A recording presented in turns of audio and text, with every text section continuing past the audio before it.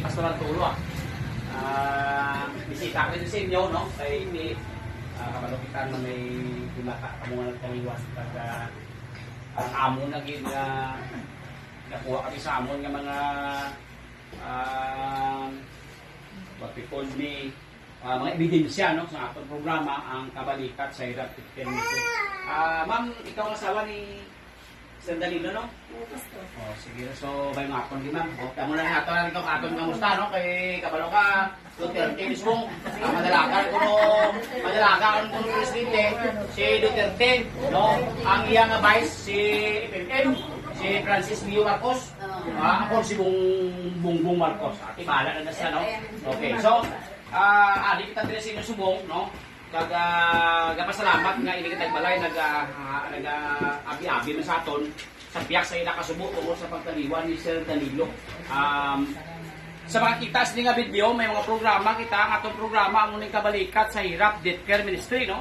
Kagang kabalikat sa Hirap Death Care Ministry, ang ginutuyo nga magbulig gid lang iya sa mga katawhan, ilabi na iya sa mga nasubuan kag-aangay sini. So it is a program that was being initiated, no, sa inyo alagad Pastor Tulo para iya nga magbulig serbisyong totoo para sa masa. Kaya kabalo kita nga kung may mga nasubuan kag hindi naton mabuligan kung kaisa nga problema.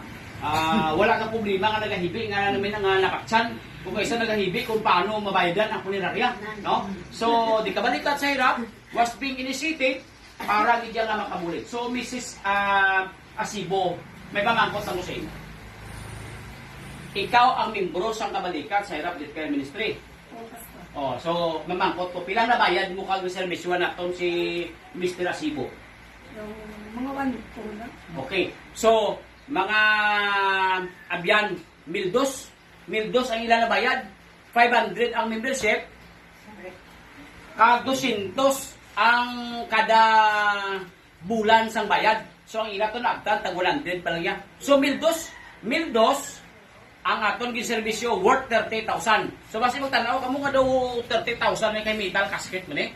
So si Mr. Danilo nagkuha sila sa dako nga lungon pero ginbuhin naton ang worth nga 30,000 pesos. Okay? So ang bayad 1,200 ginservisyo nato sa 30, ginlist lang sa ilang coffin pero worth nga 30,000 pesos. So makot ako Mrs. Asibo.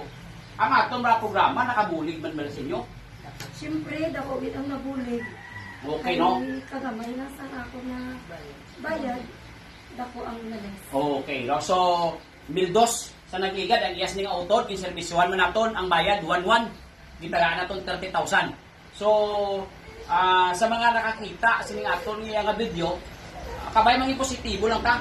Kaya kung daaman kita sa aton na espirituano ng mga butang, napalapit kita sa Ginoo sa pagtuo, amanan taman naton nga lawas kay para nga ang iba na kasi na ako mapatay yung potso na sa balik di makabatas mo ng pamilya mo lang nga potso ka sa balik.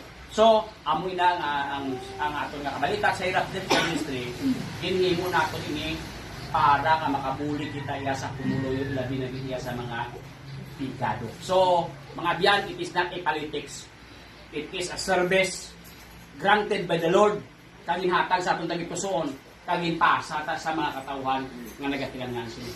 So, sa liwat, no, mayong hapon din Mrs. Asibo, and I do believe na ini atong programa kamo magka-testify nga inituod, hindi lahog, no? Kaya kung isa kabudlay, kaya iban, mas sila nga basi scam, basi isang tulos scammer, hindi ko yung scammer, pero palawakal lang ko, palawakal sa matutuon na servisyo. So, kagawan, may hapon gid.